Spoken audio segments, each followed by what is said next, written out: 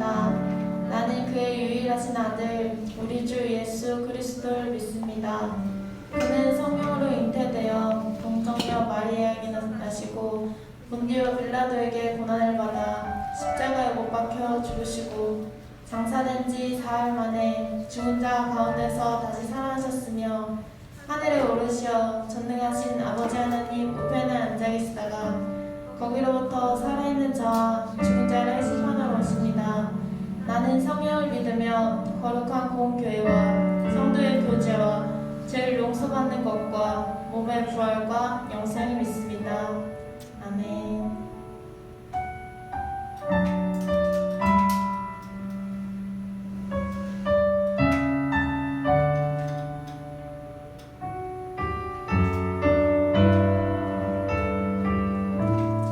함께 고백하시겠습니다. 여기에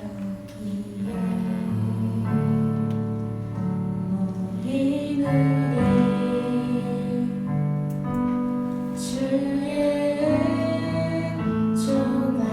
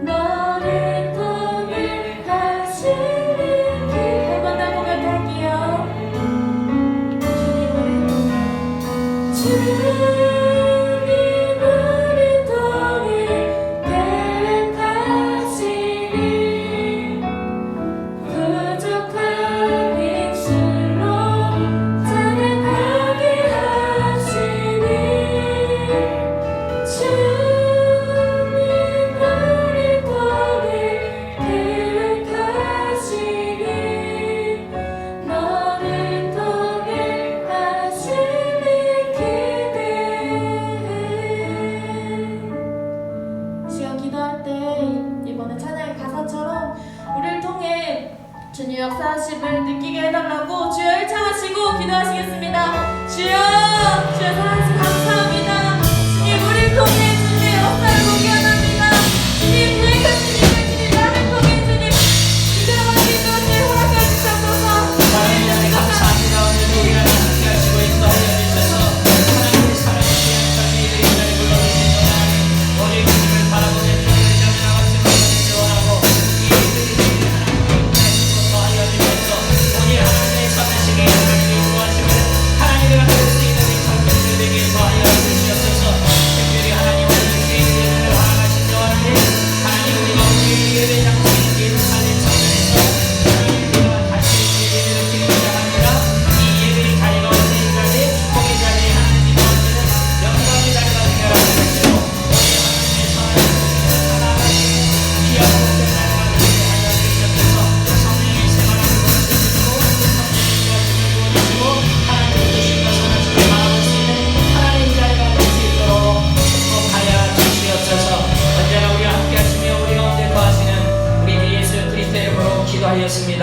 아멘. 이 시간에 다 같이 연합해서 기도할 때 하나님 우리가 예루살렘 성전 우리 젊은이들이 예배 처소로 이제 왔습니다. 하나님 이곳이 은혜의 자리가 되게 하시고 이곳이 성령의 임재하심과 기름 부음이 풍성이 넘칠 수 있는 그래서 이미 찬양 중에 하나님의 편에 설 수 있는 우리가 되게 해달라고 우리 다 같이 주의 이름 한번 부르고 기도하겠습니다. 주여 하나님 아버지 하나님 우리 안에 함께 하신 하나님 이 자리가 축복의 자리가 되기를 원합니다. 이 자리가 젊은이들이 드리는 자리가 하나님이 세우시는 자리가 되기를 원합니다. 이 자리를 주님 받으시고 기뻐하시고 오직 하나님의 선한 자리가 나타날 수 있도록 더하여 주시옵소서. 주를 바라고 이르이다 모든 이자기를 소망합니다. 모든 사람을 주여 영광 받아 주시옵소서.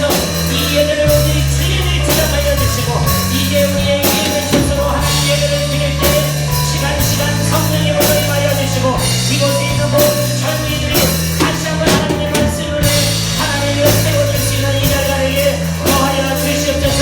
여러 가지 환경과 역속에 우리의 뜻과 우리의 생각과 또한 방법하지 못할지라도 오직 하나님의 말씀 안에 영적 안에 살아갈 수 있는 젊은이를 되게 하시고 이들이 하나님의 세상 곳곳에다가 하나님을 호령하며 나갈 수 있는 믿음의 젊은이를 되게 하여 주시옵소서.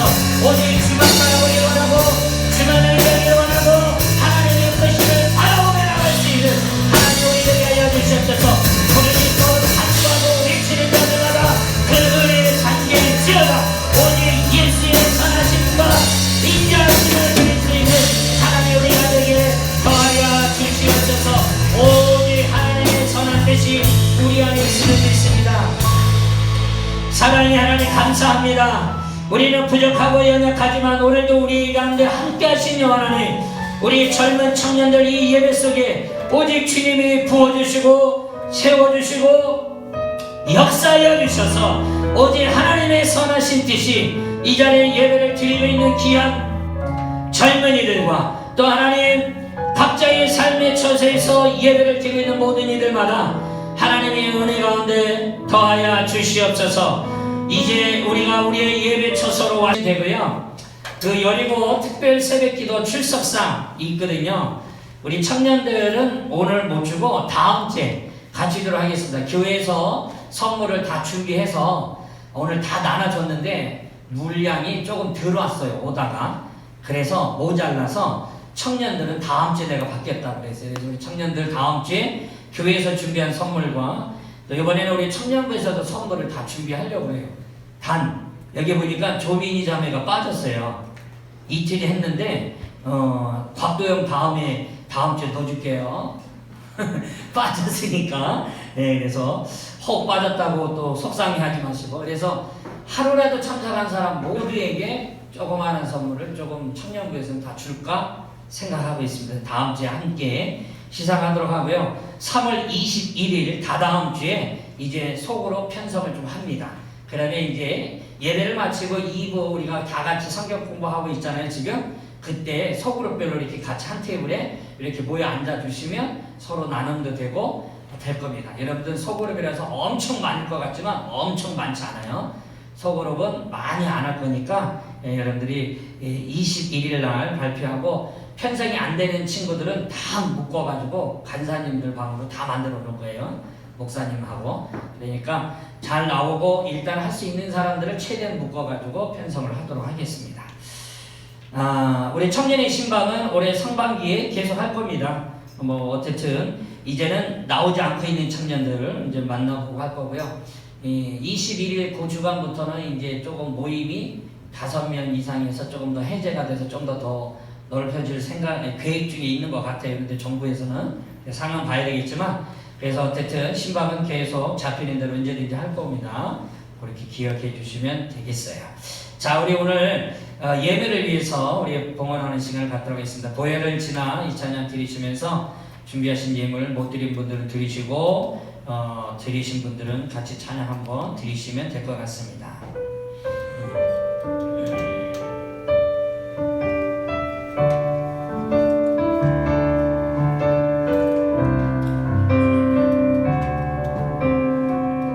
보혈을 지나 하나님 됨으로 보혈을 지나 아버지 됨으로 보혈을 지나 하나님 됨으로 한 걸음씩 나가네. 바로 넘어가겠습니다. 존귀한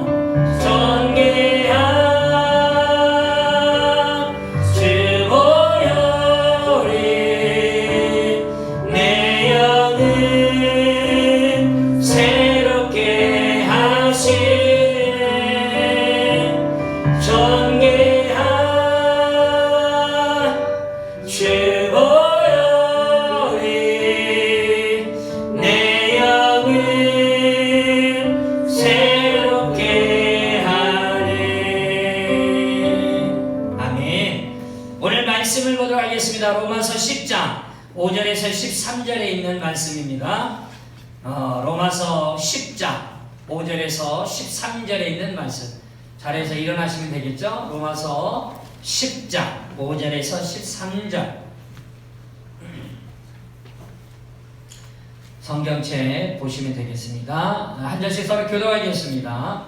모세가 기록하되 율법으로 말미암는 의를 행하는 사람은 그 의로 살리라 하였거니와 믿음으로 말미암는 이같이 말하되 내 마음에 누가 하늘에 올라가겠느냐 하지 말라니 올라가겠느냐 하면 그리스도를 모르셔 내리라는 것이요. 혹은 누가 무적행에 내려가겠느냐 하지 말라 하니 내려가겠느냐 함은 그리스도를 죽은 자 가운데서 모셔 올리려는 것이라. 그러면 무엇을 말하느냐? 말씀이 내게 가까워 내 입에 있으며 내 마음에 있다 하였으니 곧 우리가 전파하는 믿음의 말씀이라. 내가 만일 네 입으로 예수를 주로 시인하며 또 하나님께서 그를 죽은 자 가운데서 살리신 것을 네 마음에 믿으면 구원을 받으리라. 사람이 마음으로 믿어 믿고 입으로 시인하여 구원에 이르느니라. 성경에 이르되 누구든지 그를 믿는 자는 부끄러움을 당하지 아니하리라 하니 유대인이나 헬라인이나 차별이 없습니다. 한 분이신 주께서 모든 사람의 주가 되사 그를 부르시는 모든 사람에게 구원하시다. 같이 읽겠습니다. 누구든지 주의 이름을 부르는 자는 구원을 받으리라. 아멘. 우리 옆에 누가 인사합시다. 축복합니다. 사랑합니다 하고 서로 인사하도록 하겠습니다. 반갑습니다 하고 인사합니다. 오늘은 저와 여러분이 예수를 잘 믿자 라는 제목으로 오늘 말씀은 아주 심플하고 아주 단순한 얘기를 간단하게 오늘 말씀을 전해줄 겁니다. 자, 여러분 누구를 잘 믿자? 예수를 잘 믿자. 돌아가신 고 한경진 목사님이 남겨진 일화가 있습니다. 어떤 일화가 있냐면 1973년 1월 2일 날 서울 영락교회 이제 담임 목사직에서 이제 한경진 목사님이 은퇴를 하죠. 그리고 나서 이제 남한산성 계곡에 있는 18평이 되어지는 단층집에 이제 은신하십니다. 그 이유는 후임으로 오신 박조준 목사님에게 부담을 주지 않으려고 교회에서 멀찍이 떨어져서 이사를 간 거죠. 이 한 목사님이, 한경진 목사님의 아들과 사위도 목사였어요. 어쨌든 간에 본인이 그 교회를 사위와 아들에게 물려준 게 아니라 전혀 관계가 없는, 그러면서 기도 중에 박조준 목사님 불려줬는데 문제는 물려주고 있으면 힘들까봐 이사를 했죠. 그러니까 이제 많은 사람들이 이 남한산성 18 평 단층에 계시는 한 목사님을 뵈려고 많은 목회자들이 늘 그곳을 찾아갔습니다. 가서 목사님께 기도도 받고 오고 목사님에게 말씀도 듣고 오고 이런 일들을 하고 있었는데요. 이 한 번은 이 후배 목사님들이 여러 명이 이제 한 목사님 찾아간 거죠. 그리고 그런 말을 했어요. 좋은 말씀 한마디만 좀 해주시면 안 되겠습니까? 라고 부탁을 드리죠. 후배 목사님들의 이 가르침을 청하는 그 청에 한 목사님이 한참 골똘히 생각하다가 이렇게 말씀한 거예요. 목사님들, 예수 잘 믿으세요. 라는 거죠. 다른 얘기 한 게 아니에요. 후배 목사님들이 찾아와서 좋은 말씀을 해달라고 했더니 목사님들, 예수 잘 믿으세요. 모든 사람들이 좀 당황했죠. 하지만 이것이 가장 유명한 일화 중에 하나가 되었습니다. 아니, 성도도 아니고 안 믿는 자도 아닌데도 불구하고 목사를 향해서 말한 거예요. 예수를 잘 믿으라고. 여러분, 이 한 목사님의 이 말씀은요, 지금 교회를 다니고 있는, 예수 믿는다라고 말하고 있는 우리들에게 역설적으로 말하고 있는 거죠. 여러분들은 과연 예수를 잘 믿고 있습니까? 여러분들은 교회를 들락달락하고 있지만 과연 나는 예수와 동행하는 삶을 살아가고 있느냐라는 거죠. 내 삶에 예수가 전부라고 말할 수 있는 청년이 맞냐는 겁니다. 여러분, 예수를 잘 믿으셔야 합니다. 더더욱 한 목사님이 말한 것은 목사님들을 향하여 말한 거예요. 목사님들, 예수를 잘 믿으십시오라는 거죠. 여러분, 오늘 본문이 바로 그 얘기를 해주고 있는 거예요. 예수를 잘 믿는 것이 어떤 것인지를 말해주고 있는 거죠. 오늘 말씀을 우리가 이해하기 위해서 성경이 앞부분과 좀 연결진다라면 앞부분에 다른 말이 아니라 사도 바울이 자기의 동족인 같은 민족인 유대인들이 구원받았으면 좋겠다라는 그의 간절한 마음, 그리고 같은 유대인들이 열심을 내긴 내지만 그 열심이 자기 의를 드러내는 거예요. 자기 자랑을 드러내는 거죠. 그리고 지식에 따르지 않는 열심이었다라는 것을 지적하는 거예요. 교회는 나오고 있어요. 열심히 하나님 믿는다고 교회는 왔어요. 그런데 그들이 뭐 하고 있다라는 거예요? 와서 자기 자랑하고 있다라는 거예요. 자기 얘기하고 있다라는 거죠. 그리고 이곳에 와서 뭐 하고 있는 거예요? 하나님의 말씀을 따라 열심을 내는 게 아니라 자기의 생각과 자기의 경험과 자기가 알고 있는 것 가지고 열심을 내고 있다는 것을 사도 바울이 오늘 읽었던 본문의 앞부분에서 강조하고 있었던 겁니다. 지적을 한 거죠. 그러니까 이거예요. 유대인들이 가져야 될 열심이 뭐냐? 유대인들이 가져야 될 열심이 뭐냐? 교회를 다니고 있는 나는 오늘날 청년들이 가져야 될 열심은 뭐냐? 율법이 아니라는 거예요. 율법을 잘 지키고 더욱 방대하게 만들어 놓은 그 유대의 유전이 있어요. 다시 말하면 구전으로 내려오는 관례와 간습이라는 게 있어요. 각 나라마다, 각 도시마다 그 도시가 갖고 있는 관습, 그 도시가 갖고 있는 관례라는 게 있죠. 어떤 공동체를 가도 그 공동체는 자기만의 관례가 있고 자기만의 전통이 있다는 얘기를 하는 거예요.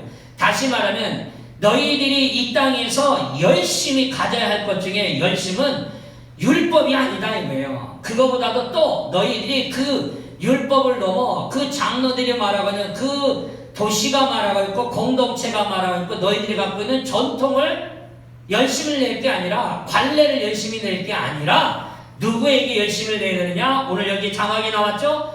그리스도는 율법의 마침이다라는 거죠. 결국은 우리가 열심을 내야 될 것은 오직 누구에게만 맞춰라 하고 말하고 있는 겁니다.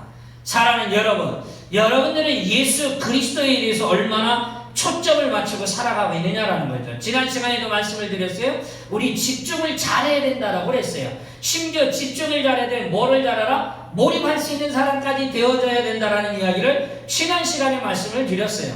예수를 잘 믿는 거 우리에겐 가장 중요한 사건입니다. 오늘 결론적으로 이미 저에게 여러분에게 세 가지의 답을 다 줬어요. 예수를 믿는 것에 대해 첫째는 뭐다? 예수 믿는 것은 쉽다라는 거예요. 두 번째는 뭐예요? 왜 예수를 우리는 주로 믿어야 되느냐 이거예요. 왜? 세 번째 질문은 그겁니다. 예수를 믿는 자는 과연 어떤 복을 받는가에 대한 오늘 이 세 가지를 여러분과 함께 다루려고 하는 겁니다. 오늘 말씀을 통해서 주님은 분명히 말합니다. 예수를 믿는 것에 대해서 말하는 거죠. 자, 첫 번째 한번 같이 보도록 합시다. 예수 믿는 거 첫 번째가 바로 뭐다? 예수 믿는 것은 쉽다. 할렐루야. 옆에 있는 분 한번 인사하십시다. 예수 믿는 것은 쉽대요. 쉽답니다. 예수 믿는 것은 쉽도요. 쉬워. 자, 예수 믿는 것이 쉬운 것은요, 이미 로마서를 쓴 저자였던 이 바울이 자기의 삶을 통해 직접 경험했던 거예요. 자신이 경험해보니까 자기는 누구예요? 유대인 중에 유대인 아니에요? 율법을 따랐던 사람 아니에요? 그 율법이 오직 답이라고 생각하고 예수 믿는 사람을 잡아서 죽이려는 사람이 누구였어요? 바울이었어요. 근데 그 바울이 자기가 알고 있는 율법, 자기가 알고 있는 이 관례와 전통 이런 것들을 뛰어넘어 예수를 믿는 걸 보니까 그닥 어려운 게 아니었다라는 거예요. 자기가 생각하는 것과는 전혀 어렵지 않았다라는 거죠. 왜요? 지금도요, 타종교에서는 구원받는, 천국을 가는, 내세의 삶이 좋은 곳으로 가는 이와 같은 방법이요, 타종교는 다들 어렵습니다. 힌두교나 특별히 이슬람교, 불교 뭐 이런 모든 종파들 보면 구원의 길이 멀고 멉니다. 심지어 스탠리 존스 선교사가 쓴 책 중에 보면 이런 말을 써놨어요. 뭐냐면 구원을 가진 타 종교의 지도자는 없다라는 말을 썼어요. 아예 타 종교의 지도자조차도 구원이 없더라. 왜 그런 얘기를 하냐면 우리나라의 거장 중에 하나가, 불교계에서 거장은 누구를 말하죠? 성철 스님을 말합니다. 뭐 우리는 그분하고 친숙하지는 않죠. 어쨌든 이미 돌아가신 건 아니에요. 성철 스님이 남겼던 유명한 일화도 있고, 이 돌아가신 성철 스님이 자, 거기 밑에다 써놨잖아요. 장자불화라는 말을 했어요. 눕지 않고 앉아서 엎드리기를 8년이나 지냈어요. 고행을 한 거야. 누운 적이 없어. 자기가 앉아서 엎드린 자세로 그렇게 잠을 자고 그렇게 생활을 했어요. 8년간. 그 다음에 동구불출, 이 말은 다시 말하는 뭐냐면 바깥으로 나가지 않는 삶을 무려 10년을 살았어요. 여러분, 그와 같은 고생과 고행과 깨달음을 위해 수행을 해왔어요. 근데 이 성철 스님이 임종할 때에 불교가 말하고 있는 극락정토, 우리가 말하고 있는, 우리는 천국과 같은 것이겠죠. 아미타불이 살고 있는 아주 파라다이스 같은 것을 극락정토라고 하고 그들은 그곳을 가길 원하고 있는 거예요. 우리가 말하는 흔히 천국이라고 생각하면 되겠죠. 그러나 어쨌든 간에 그는 그것을 보면서 나는 지금 극락으로 가노라 하면서 멋지게 임종하지 않았어요. 쉽게 말하면 나는 천국 간다. 내가 그동안 고행하고 깨달아서 나는 이제 입적을 해서 나는 이제 좋은 곳으로 간다 라고 가신 게 아니라는 거예요. 엉뚱한 유언을 하고 남겼죠. 그 유언을 좀 풀어서 써보면 이렇게 썼어요. 글자가 여러분 보이는지 모르겠지만, 내 죄는 산보다 높고 바다보다 깊은데 어찌 감당하랴. 내가 80년 동안 포교한 것, 전도한 것은 헛것이로다. 우리는 구원이 없다. 우리는 천국이 없다. 죄값을 해결할 자가 없기 때문이다. 딸, 이 성철 스님의 친딸이에요. 친딸 피리가 있었어요. 피리. 이 피리와 딸과 54년을 헤어져서 자기는 고행을 하며 단절하며 살았는데 죽을 임종시에 그 딸을 찾게 됐다. 그러면서 피리야, 내가 잘못했다. 내 인생을 잘못 선택했다. 나는 지옥에 간다. 이게 성철 스님이 죽으면서 했던 마지막 유언의 글이에요. 여러분, 우리가 아는 것처럼 산은 산이로되 물은 물이로다라는 말과 같이 자기는 극락정토를 간 게 아니라 지옥에 갔다라는 얘기를 했어요. 하물며 성철 스님이 그렇게 이야기를 하고 돌아가셨다라면 성철 스님보다 못한 일반 스님들은 과연 어쩌겠느냐라는 거예요.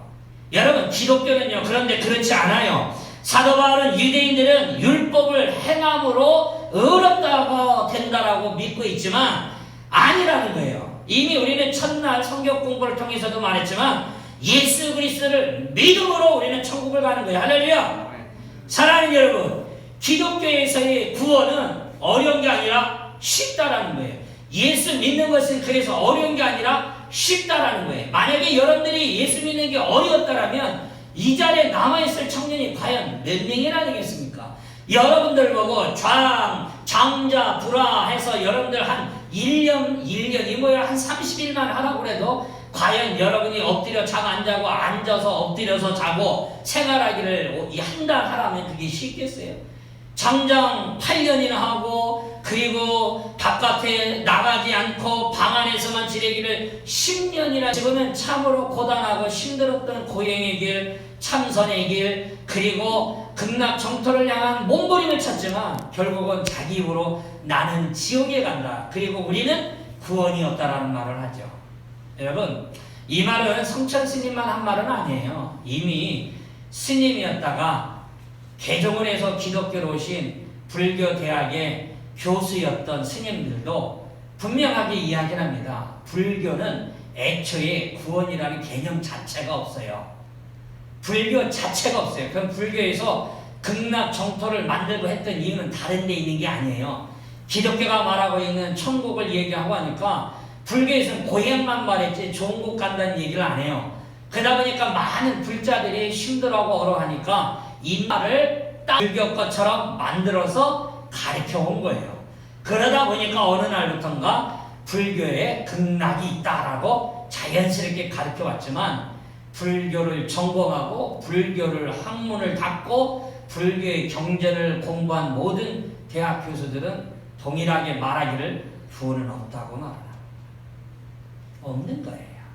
사랑하는 여러분, 저와 여러분이 분명히 예수 그리스도를 믿음으로 구원받는다는 사실을 잊지 마시길 바랍니다. 그래서 예수 믿는 것은 우리에게는요 특권인 거예요. 예수 믿는 것이 저와 여러분에게는 새로운 하나의 기름 부으시는 은총이 늘 풍성하게 넘쳐나기를 주의 이름으로 축원합니다.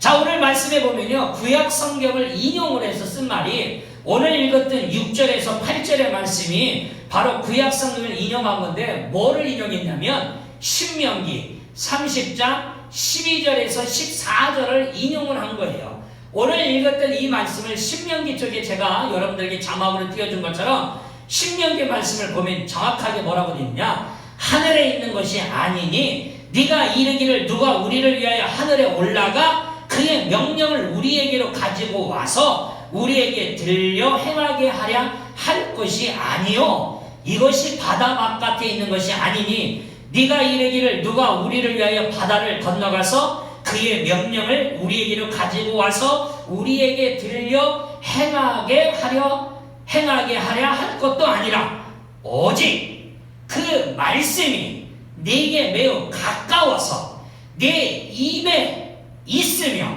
네 마음에 있은즉 네가 이를 행할 수 있느니라. 할렐루야. 하나님의 명령은 이미 우리에게 가까이 와 있다라는 거예요. 이미 전파되어져서 우리들 마음에 들어와 있다라는 거죠. 하나님의 명령을 듣기 위해서라는 거예요. 하늘로 올라가거나 땅속으로 들어가려고 노력할 필요가 없다라는 겁니다. 주님은 그래서 이 말씀을 사도 바울이 로마서의 신명기를 인용해서 예수 그리스도에게 그대로 적용하고 말한 겁니다. 우리가 구원받고 의롭다함을 받기 위해서 예수 그리스도를 내 안에 모셔드리고 영접하고 하늘에 올라가 찾을 필요는 없고 바다 건너가서 찾을 필요가 없고 예수 그리스도는 이미 내 안에 계심으로 이미 우리는 어찌게 되었더라? 구원받았다. 할렐루야. 네가 수고하고 애쓸 것은 없다. 너의 행위가 열심히 수고하고 노력했으니까 구원 주는 게 아니다. 그 얘기를 해주고 있는 거예요. 이게 어디에? 신명기에 이미 나와 있는 말씀이에요. 사랑하는 여러분, 근데 왜 우리는 하나님이신 구원이 우리는 고행을 안 하고 우리가 힘듦을 얻다 보니까 너무 이 구원을 값싸게 만들어버린 거예요. 내가 수고하지 않고 주님이신 선물이다 보니까 없어도 그만인 듯, 있으면 좋고 없으면 많은 거지, 또 믿어도 되고 안 믿어도 되는 것처럼 우리는 너무 분명하게 주님 앞에 서 있지 못하는 우리의 모습을 보는 겁니다. 사랑하는 여러분, 주님의 구원은 그렇지 않아요. 우리를 구원하시기 위해 성육신하신 분이 완전히 인간으로 이 땅에 오셔서 우리의 죄를 지시기 위해 십자가에 달리시고, 그리고 온몸에 피를 쏟으시고 그가 죽으신 후에 3일 후에 부활하시고, 할렐루야, 부활하신 예수님이 지금 우리에게 가까이 계시다라는 거죠. 이제 딱 한 달 후면 부활절입니다. 4월 첫째 주가 부활절인 거예요. 여러분, 예수 그리스도는 분명히 오늘 우리에게 구원은, 예수 믿는 믿음은 쉽다라고 말한 겁니다.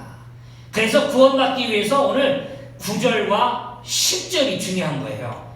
9절과 10절이 그대로 하면 되는 거예요. 자, 9절과 10절이 중요하니까 한번 읽어봅시다. 내가 띄워놨죠? 자, 같이 볼까요? 시작! 네가 만일 네 입으로 예수를 주로 시인하며 또 하나님께서 그를 죽은 자 가운데서 살리신 것을 네 마음에 믿으면 구원을 받으리라. 사람이 마음에 믿어 의에 이르고, 아멘! 할렐루야! 사도 바울은 아주 명쾌하게 우리에게 답을 딱 제시하는 거예요. 로마서가요, 장수는 많지 않지만 로마서가 정말 주옥 같은 말씀이 단어 하나하나에 엄청나게 엑기스로 담겨져 있어요. 그래서 로마서 강의는 우리 청년들은 꼭 한번 해주고 싶은데, 여러분, 오늘 여기 나와 있는 9절과 10절에 이미 사도 바울은 정확하게 우리가 구원받기 위해서는 여기 있는 이대로 우리가 행하면 된다라고 말하고 있는 거예요. 두 가지가 나왔죠. 첫째는 뭐라고 말했어요? 마음으로 믿는 거라고 했어요. 사람이 마음으로 믿어라고 10절에 말하고 있잖아요. 마음으로 믿는 겁니다. 여러분들은 예수를 믿으십니까? 여러분의 마음으로 믿느냐라는 거예요. 여러분의 마음으로 믿어야 되는 거예요. 마음으로 여러분의 중심으로, 생각이 아닌 여러분의 삶에 주님을 내 마음판에 모시는 거죠. 구체적으로 뭐를 믿는 거냐? 예수님이 이 땅에 오셔서 십자가에 달려 죽으시고 우리를 위해 달려 죽으시고 3일 후에 부활하신 이것을 분명히 믿는다는 거예요. 할렐루야! 완전하신 인간이시고 완전하신 참 하나님이 우리의 몸으로 왔다가 우리 때문에 죽으시고 다시 완전하게 다시 사신 부활을 믿는 이 믿음을 믿는 겁니다. 기독교의 핵심이 뭐라고 그래요? 십자가와 부활이라는 말을 하잖아요. 그러니까 교회를 향하여 십자가가 꼭 교회를 가리키는 상징적인 지금은 이미지가 되어 왔지만, 초대교회, 사도 바울이 있었던 그 초대교회 시절에는 십자가가 교회를 상징하는 표현은 아니었어요. 십자가 자체가 사형틀이었기 때문에 십자가를 걸어놓으면 이게 교회라고 그렇게 보지 않았어요. 시간이 흐르면서 주님이 달려 죽으신 것이 십자가니까 그 십자가를 우리가 볼 적마다 예수 그리스도를 생각하고, 그리고 3일 만에 다시 부활하신 그 부활을 우리는 믿는 거죠. 그래서 기독교의 핵심은 십자가와 부활인 겁니다. 사랑하는 여러분, 내가 받는 구원은 나의 노력이 아닙니다. 나의 행위에서 나온 것이 아닙니다. 예수님이 행하신 십자가와 부활에 근거해서 내가 그것을 믿음으로 우리는 구원을 받는다라는 거예요. 방금 전에 읽었던 10절에 보면 두 번째를 얘기를 하죠. 그 다음에 뭘로 표현을 하라? 입으로 시인하라. 할렐루야! 저 예수 믿어요 라는 말을 시인하고 살라라는 거예요. 당신 교회 다니십니까? 그랬더니 이래저래 말하면 또 피해 입을 것 같으니까 난 잘 그냥 그랬나? 이러고 넘어가면 안 된다 이거예요. 내가 믿는 예수를 당당하게 내 입으로 고백하고 말할 수 있는 것, 이것이 바로 오늘 우리에게 구원에 이르는 바로 이 구원 받는 두 가지 방법의 하나가 그거라는 거죠. 입으로 예수님을 주님이라고 시인하는 것. 이건 뭘 말하는 거예요? 적극성을 말하는 거예요. 믿지요. 의기는 아닌 게 아니라 저는 예수를 믿습니다. 저는 교회 다닙니다. 어떤 불이익이 나에게 올지라도 나는 반드시 믿음의 고백을 할 수 있을 때 우리는 분명히 구원받은 증거가 되어지는 거예요. 사랑하는 여러분, 여러분의 입으로 고백하며 말할 수 있는 자가 되어지기를 주의 이름으로 축원합니다. 여러분들이 입으로 모든 사람들 앞에서 고백한 적이 있어요. 언제 고백을 할까요? 많은 사람들 앞에서 침례를 받을 때. 청년들 중에 아직 침례 못 받으신 분 있나요? 침례, 세례 못 받으신 분. 다 받았죠? 다행인 거예요. 안 받으신 분 있으면 오래 받으면 되니까. 여러분, 침례 받을 때 이런 질문을 해요. 모든 죄를 회개하고 모든 구습과 세속적인 습관을 버리고 예수를 구주로 믿음으로 거듭나서 하나님의 자녀됨을 확실히 믿습니까? 이 질문이 지금 예수를 믿느냐는 질문이고 옛것을 버리라는 얘기를 해주고 있는 거죠. 그때 우리 뭐라 그래요? 네 혹은 아멘 이라고 답을 하라고 그러죠. 이게 많은 사람들 앞에 내가 뭐 하는 거예요? 선포하고 공포하는 거예요. 그러니까 침례는요, 세례는요, 뒤로 미루는 게 아니야. 빨리 받을수록 좋아요. 왜요? 내 입으로 만방의 모든 사람들에게 나는 그리스도인이야! 라고 고백하는 거거든요. 그래서 많은 사람들한테 고백하고 자기 멋대로 살 수 있겠어요? 그러니까 스스로가 조심하고 조심할 수밖에 없는 거예요. 사랑하는 여러분, 저와 여러분이 많은 사람들 앞에서 다 침례를 받은 여러분들이라면 이미 그 고백을 했습니다. 지금같이 코로나19로 예배를 드리는 것도 어렵고 모임을 갖는 것 자체도 어려운 지금과 같은 이런 어려운 시국 속에서도 우리의 믿음의 자리를 굳건히 지키며 나갈 수 있는 저와 여러분이 되어지기를 소망합니다. 오늘날 한국교회가 매스컴을 통해서 계속 좋은 소리가 안 들려요. 교회를 욕하고 교회에다가 계란을 던지고 교회에다가 삿대질하고 교회를 지켜보고 있다가 신고를 해서 저 교회에 예배드린다라고 신고를 하고 야, 과거에 130여 년이 흐르는 동안에 이와 같이 힘들고 어려운 것이 과거에 예수쟁이, 야소교 해가지고 초창기 선교사들 들어올 때 빼고는 이런 경우가 거의 없었죠. 여러분, 오늘날 내가 예수 믿는 이 믿음, 여러분 내가 조롱을 받고 박해를 받는다 할지라도 저와 여러분이 예수님이 나의 구원자이시고 예수님이 나의 주인이심을 늘 고백할 수 있는 우리 젊은 청년들이 되어지기를 주의 이름으로 축원합니다. 자, 11절에 보면 그런 말을 했어요. 믿는 자는 부끄러움을 당하지 않는다라는 거죠. 성경이 11절에 말하기를 성경이 이르되 누구든지 그를 믿는 자는 그가 누구예요? 예수 그리스도를 믿는 자는 뭐를 당하지 아니하리라? 부끄러움을 당하지 아니하리라. 이렇게 되면 이제 청년들이 꼭 말하는 사람이 있더라고요. 그 구라라고. 예수 믿다가 내가 부끄러움 당한 게 한두 번이 아닌데 뭔 소리예요? 아, 내가 예수 믿는 것 때문에 창피당한 경우도 참 많았는데 이런 경우가 있어요. 여러분, 성경에서 누구든지 그를 믿는 자는 부끄러움을 당하지 아니하리라라고 하고 있는 것은 육신적인 부끄러움을 얘기하고 있는 게 아니라 우리의 영적인 부끄러움이고, 그리고 영적인 부끄러움을 당하지 않는 그가 육신적으로 조금 창피를 당하고 내가 조금 다른 사람들에게 손가락질을 받았다고 해서 그가 그것 때문에 부끄럽다라고 그는 생각하지 않아요. 마땅히 예수 때문에 내가 욕을 받는 것은 나에게 축복이요, 어찌 보면 나에게 그것은 좋은 기회다라고 보는 거죠. 사랑하는 여러분, 여러분들이 예수 믿는 것 때문에 욕 들어봤어요? 예수 믿는 것 때문에 손가락질 받아봤습니까? 예수 믿는 것 때문에 성경책 막 집어 던지고 막 교회 가지 말라 뭐 끄집어 당겨서 막 머리 자르고 그런 경우 있었어요? 여러분, 요즘엔 좀 덜하죠? 과거에는 참 그런 사람들 많았어요. 교회 간다고 막 성경책 찢어서 버리고 막 집에 갔는데 부모님들이 그러고 막 청년들이 할지라도 예전에는 부모님들이 막 많이 때리기도 했잖아요. 요즘엔 몽둥이 살짝 들어도 벌써 신고해요. 카메라 들이대고. 그런데 예전에는 막 머리카락도 잘랐어요. 이런 후르자식 같은 놈 말 안 된다고. 여러분, 내가 예수 믿으면서 혹은 예수 믿는 것 때문에 누군가가 나에게 찬물로 확 물을 끼얹어서 재수없다라고 소금 뿌리면 이런 경험 해본 적이 있어요? 여러분들은 없죠? 아마 그러다 보니까 여러분들이 예수 믿는 것에 대해서 이게 얼마나 중요하고 소중하고 이것이 내 삶에 정말 하나님이 나를 사랑하고 축복하겠다는 이거를 내가 모르고 지나갈 때가 많은 거예요. 사랑하는 여러분, 12절과 13절이 말합니다. 믿음에는 신분의 차이가 없다고. 12절에 말하죠. 유대인이나 헬라인이나 차별이 없습니다. 유대인이나 이방인이나 차별이 없다. 한 분이신 주께서 모든 사람의 주인이 되시고 하나님이 되사 그를 부르는 모든 사람에게 부여하시도다. 누구든지 주의 이름을 부르는 자는 구원을 받는다라고 말을 합니다. 사랑하는 여러분, 마음으로 믿고 입으로 시인함으로 여러분이 구원받은 믿음의 자녀가 되어지기를 주의 이름으로 축원합니다. 두 번째, 아까 질문이 있었어요. 두 번째 질문이 뭐였어요? 왜 예수님을 우리는 로드, 주로 하고 믿어야 되느냐라는 거죠. 이제 세 가지 관점에서 달라요.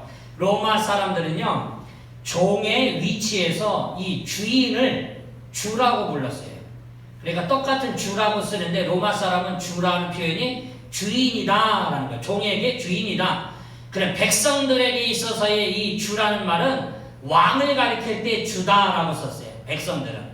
그리고 이스라엘 유대인들은 주다라고 썼을 때 그 주를 뭐라고 표현한 거냐면 여호와 하나님이다라고 할 때 주라고 썼어요. 여러분, 그러니까 예수님을 지금 뭐라고 말한 거예요? 주라고 말한 것은 예수님이 나의 주인이고 나의 왕이고 예수님이 곧 하나님이다라는 고백인 거예요. 할렐루야. 왜 그럼 우리는 예수를 주라고 믿어야 하냐면 바로 다른 게 아니에요. 예수님께서 죽으시고 부활하신 이유가 나의 주인 되시기 위함 때문이다라는 거죠. 내 주인이 되기 위함이다.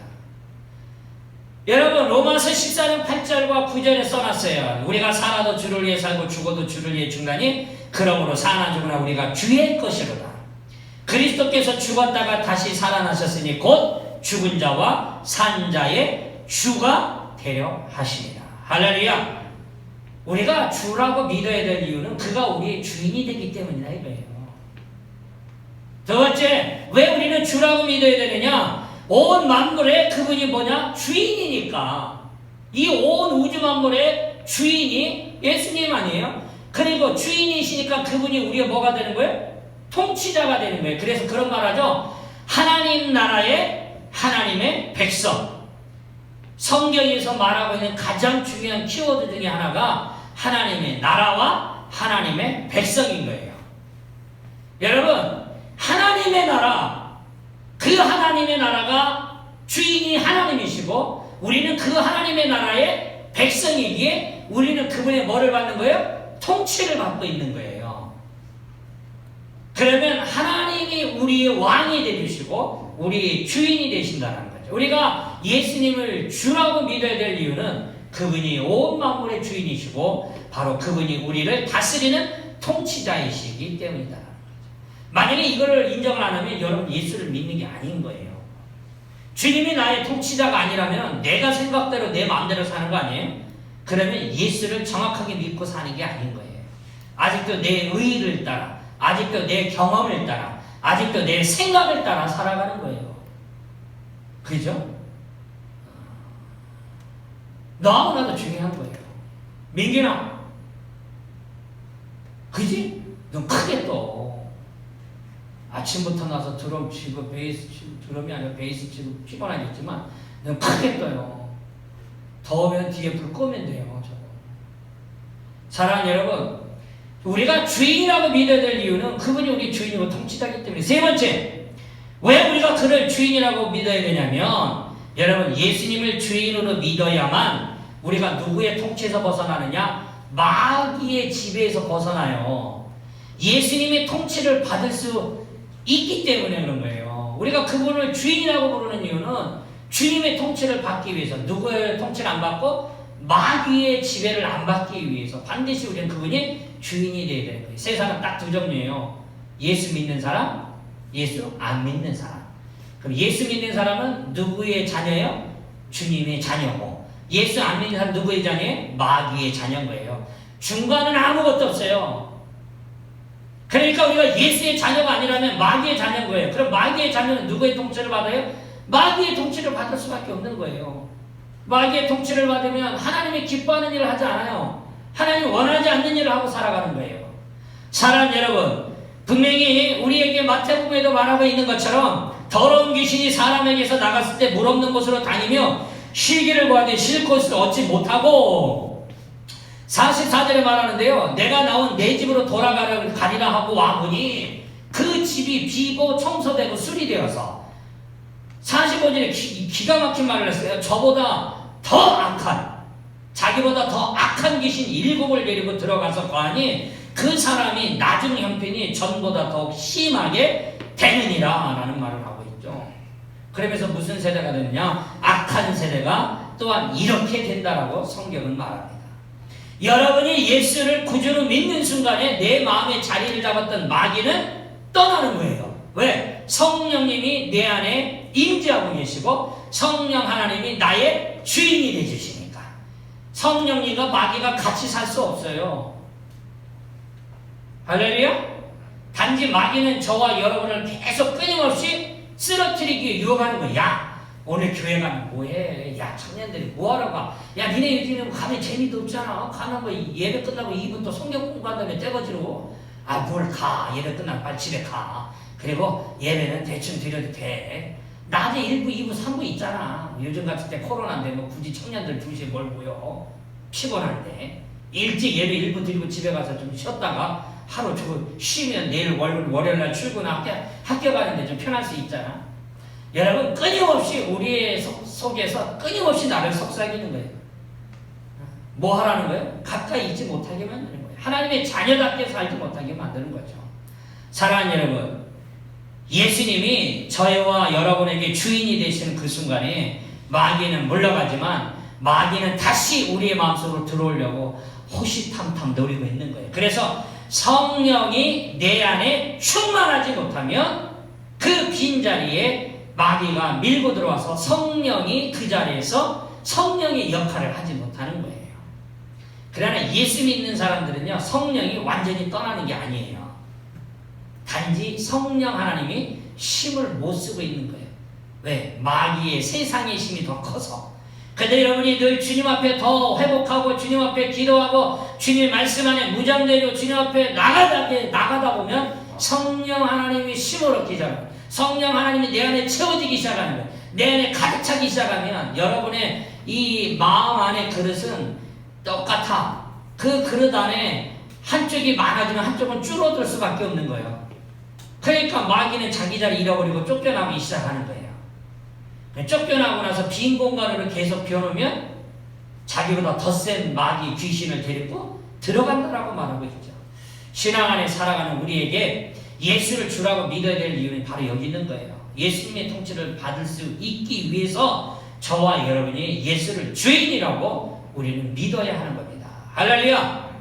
부모님 때문에 교회를 다니지 마세요. 여러분, 부모님 때문에 끌려다니지 마세요. 여러분이 언제까지 주님과 여러분은 반드시 1대1 관계예요.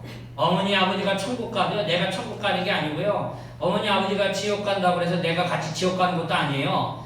신앙은 무조건 1대1인 거예요. 할렐루야! 청년들은 일어나야 됩니다. 시지부지한 신앙 가지고 살아서 살 수 없어요. 이제는 1년간 코로나 때문에 우리는 깔아질 대로 깔아졌어요. 1년간 지칠 대로 지쳤어요. 그렇다고 지금의 우리의 모든 문이 활짝 열리는 건 아니지만 일어나자라는 거죠. 힘내자라는 거예요. 그래서 우리는 앞에도 써붙이는 걸 리스타팅이라고 써는 거예요. 다시 출발하자라는 거예요. 리오프닝이 아니에요. 옛날에 하던 걸 다 그대로 열자라는 의미가 아니에요. 다시 시작하자라는 거예요. 새롭게 시작하자라는 거예요. 우리의 신앙이 과거에 좋았느냐 나빴느냐를 떠나서 이제 코로나 올 한 해 지난 한 해 동안에 우리는 다시 일어나고 다시 시작하자라는 거죠. 할렐루야! 그렇다면 무엇을 먹든지 간에 여러분 다 여러분이 먹고 싶은 음식만 먹을 수 없어요. 신앙 안에 내가 하고 싶은 것만 하면서 살아갈 수 없어요. 하기 싫어도요, 어려워도요, 주의종의 말에 순종하고 수고하고 노력할 때 하나님이 역사하시는 거예요. 할렐루야! 그것이 우리의 신앙이 자라고 성령이 내 안에 자라게 되어지는 놀라운 역사인 거예요. 그럼 세 번째 마지막으로 보면요, 우리에게 뭘 얘기하고 있냐면 예수를 믿는 자는 그럼 어떤 복을 받느냐라는 거예요. 예수 믿는 청년들에게 두 가지 아예 답을 확 적어놔 버렸어요. 첫 번째 읽어봅시다. 어떤 환경에서도 오뚜기처럼 일어나는 복을 받는 거예요. 야, 예수 믿는 사람은요, 그 자리에서 실패했다고 실패자로 끝나는 게 아니에요. 반드시 일어설 수 있어요. 왜? 하나님 우리를 다시 일으키시고 우리의 미래와 장래의 우리를 보시고 주님이 우리를 향한 원대한 계획이 있기 때문에 그래요. 할렐루야! 좌절하지 마세요. 낮은 자존감을 가지고 살아가지 마세요. 그러나 여러분과 제가 살아가는 모든 삶에 우리는 반드시 일어나리라. 할렐루야! 일어나리라. 어떤 환경에서도 우리 사랑하는 청년들이요, 그래서 일어나는 거예요. 일어나는 거예요. 할렐루야! 우리 안에 하나님이 세우신 그릇을 따라 일어나는 거예요. 안 된다? 안 되는 거 없어요. 끊임없이 우리는 외치는 겁니다. 고린도후서 4장 7절과 9절에 말하기를 뭐라고 말하냐면, 우리가 이 보배를 질그릇에 가졌으니 이는 심히 큰 능력은 하나님께 있고 우리에게 있지 아니함을 알게 하려 한다라는 말이에요. 이 보배를 어디에다가? 질그릇에 가졌다. 여기서 말하면 이 질그릇, 예수님 당시의 질그릇은요, 성경의 사해사본, 내후년의 청년들이 이스라엘을 가면 이 사해사본이 발견된 곳을 가볼 거예요. 쿰란 사본을 발굴했던 그 동굴을 볼 수 있어요. 가까이 갈 수는 없지만 멀찍이 볼 수 있어요. 저기서 사해사본이 발굴된 거라는 거. 쿰란 사본, 지금처럼 보고 있는 성경의 66권을 거의 원형 그대로 발굴한 곳. 여러분 거기에 보면 아주 중요한 것을 질그릇에 넣어두기도 했고, 때로는 조금 덜 중요한 것을 땅에 묻는 데 쓰기도 했어요. 사해사본 같은 경우는 이렇게 질그릇에 담겨져 있었거든요. 그런데 그 반대로 또 대부분의 가정에서는 이 질그릇은 뭐에 썼냐면 쓰레기나 오물을 담는 데 주로 또 사용을 했어요. 그래서 굉장히 상반되죠. 바울은요, 이 말씀엔 이 고린도후서 4장 7절과 9절에 말하는 질그릇은 어디에 표현한 거냐면 쓰레기통과 오물을 넣는 질그릇에 비유를 한 거예요. 쓰레기통과 오물통과 같은 우리 마음에 보아이신 예수 그리스도를 담고 있다라는 거죠. 여러분, 나의 가치는 우리에게 있는 것이 아니에요. 내 값어치는 나에게 있는 게 아니라 우리가 믿고 있는 예수님이 가치가 있는 거예요. 할렐루야. 우리는 단지 질그릇이야, 질그릇. 볼품없는 질그릇이야. 값어치가 얼마 안 나가. 근데 그 질그릇 안에 예수가 담겨졌기 때문에 질그릇을 귀하게 본 거지, 그 질그릇 자체는 존귀한 게 아니야. 우리는 별거 아니라는 거예요. 그래서 사해사본이 발견된 것이 질그릇에 담겼지만 그 안에 성경이 담겨져 있어서 이 질그릇이 귀한 것이 된 거예요. 그러나 가정에서는 이 질그릇을 쓰레기통으로 쓰고 오물을 담는 데 썼기 때문에 질그릇은 천한 거야. 똑같은 질그릇인데도 안에 쓰레기를 담았을 때는 쓰레기 취급을 받는 거고, 안에 성경책을 담으니까 존귀하게 받는 거예요. 저와 여러분은 쓰레기지만 우리 안에 예수를 담았을 때에 여러분 우리는 존귀함을 받는 겁니다. 할렐루야. 내가 달란트가 있어서, 내가 똑똑해서, 내가 뭔가를 잘해서, 그거는 착각인 거예요. 기억하십시오. 우리는 반드시 오뚜기처럼 우리 환경 가운데 일어나는 복을 받는다, 못 받는다?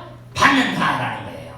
그래서 구약에 욥이 있잖아요. 다 잃어버리고 자식 다 죽었어도 그 배로 하나님 이렇게 세우잖아요. 신약의 이 사도 바울도 마찬가지인 거예요. 다 잃어버렸지만, 모든 것을 다 놓친 것 같지만 주님은 가장 존귀하게 그를 오뚜기처럼 주님의 이름으로 세워졌단 말이에요.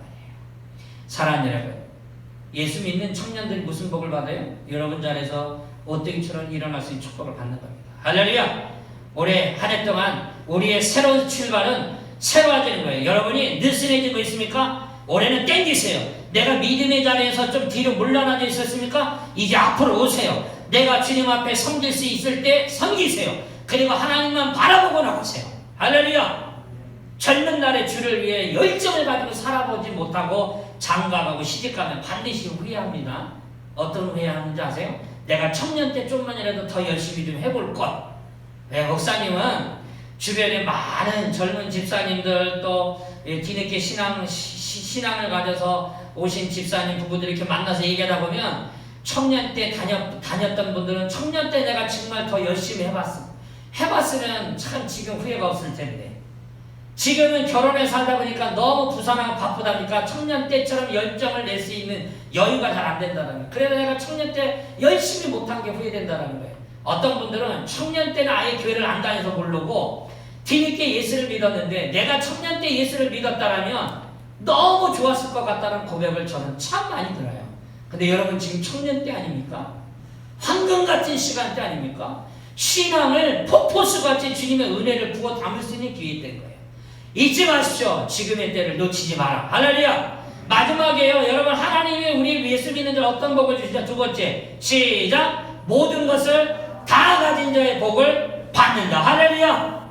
야, 이 무슨 말이에요 이게? 고린도서 6장 10절에 이렇게 말을 했어요. 근심하는 자 같으나 항상 기뻐하고 가난한 자 같으나 많은 사람을 부요하게 하고 아무것도 없는 자 같으나 모든 것을 가진 자인데. 놀랍잖아요. 아니 근심하는 것 같은데 기쁘대. 가난한 것 같은데 많은 사람을 부욕해 해주고, 아니 아무것도 없는 것 같은데 많은 이들에게 모든 것을 가진 자라고 이야기하고 있죠. 이게 주님의 방법인 거예요. 내가 없다고, 내가 가방끈이 좀 짧다고, 내가 달란트가 없다고 그걸 여러분이 고민할 이유가 아닌 거예요. 주님은 낮은 자를 들어서 높이시고 가난한 자를 들여서 부유한 자를 부끄럽게 하시고 약한 자를 통하여서 강한 자가 부끄럽게 하시는 하나님이에요. 물질이 내가 없으면 물질 있는 자를 나에게 붙이셔서 하나님의 그 물질을 주님의 일을 쓰이게 해주시는 거예요. 할렐루야. 세상의 법칙은요 우리 생각과는 다르게 있죠. 있는 자가 있는 것이고 부유한 자가 더 부유하게 된다고 말하지만 주님은 그렇게 말하고 있는 게 아니에요. 사랑하는 여러분, 우리 젊은 청년 여러분, 힘들고 어려울 때라는 거 알아요. 취업이 가장 어려운 시기에 살고 있는 청년들이라는 거 알아요. 그리고 여러분이 고단하고 어렵다는 거 잘 알아요. 그러니 얼마나 힘들어요. 그래도 그런 말 하잖아요. 울어도 청년이라고. 여러분 울고 싶고 힘들고 어렵고 지친다 할지라도 주님이 여러분의 주님이라면 잊지 마십시오. 늘 주님은 여러분을 일으켜 세우시고 부으시는 복을 준다라는 거. 골로새서 2장 3절에 이런 말을 합니다. 그 안에 지혜와 지식의 모든 보화가 감추어져 있느니라. 주님은 그 모든 것들을 우리를 통하여 끄집어내셔서 하나님의 나를 사용하시고 세워주신다라는 사실을 잊지 마시길 바랍니다. 할렐루야. 마지막으로 여러분에게 한 가지 부탁을 드릴게요. 2000년 4월 19일 향년 97세의 나이로 한경진 목사님은 소천하십니다.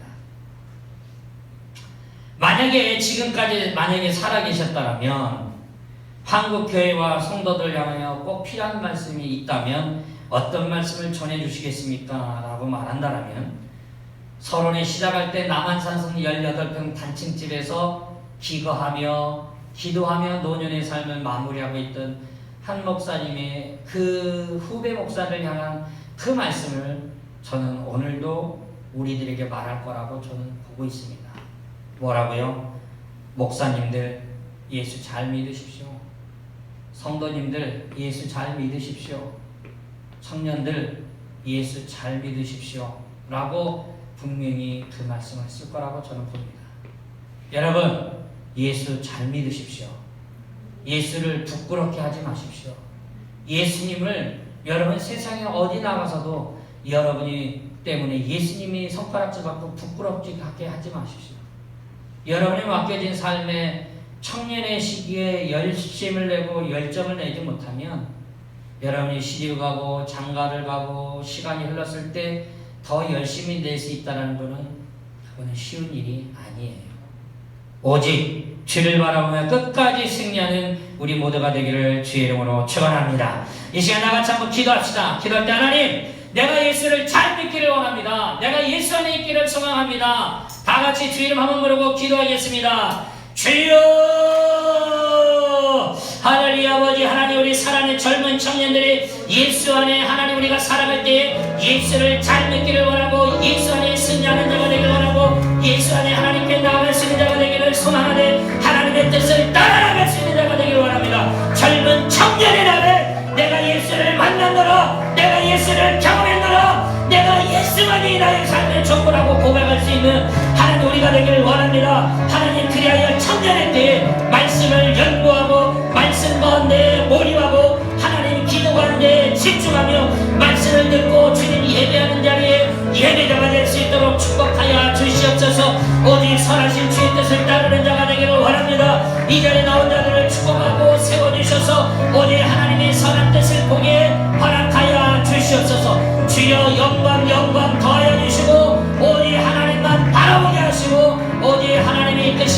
하신 뜻이 이곳에 있는 청년을 통하여 드러날 수 있도록 하나님이여 인도하여 주시옵소서. 우리를 사랑하신 여호와 하나님 감사합니다. 오늘도 불러주심을 감사합니다. 오늘도 주님 앞에 있게 하심을 감사합니다. 오직 하나님 영광받아 주시옵소서.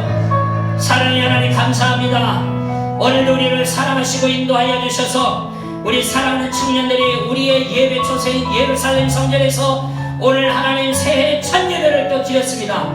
이 자리가 성령의 뜨거운 자리, 이 자리가 우리 청년들이 다시 불길 듯 일어나는 자리, 이 자리가 하나님 말씀 안에 붙잡히는 자리, 이 자리가 오직 주님만 바라볼 수 있는 영광의 자리가 되게 허락하게 하시고 오늘 설교 제목처럼 하나님 예수 잘 믿기를 소망합니다. 주님 더하여 주시옵소서.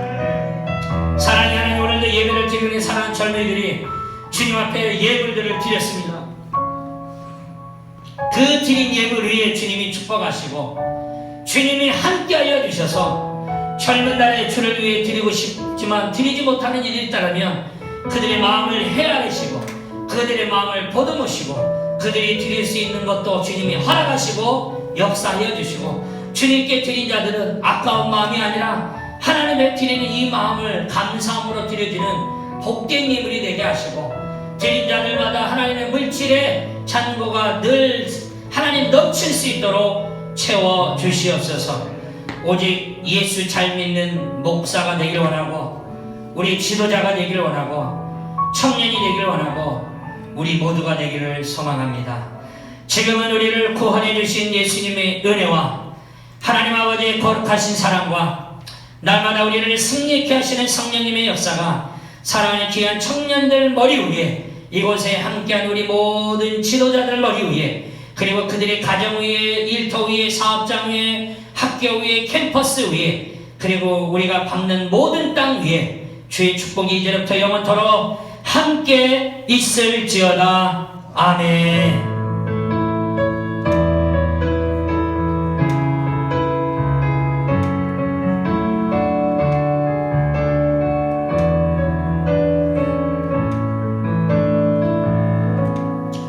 우리 이 시간에 하나님께 영광의 박수 드리도록 하겠습니다. 감사합니다.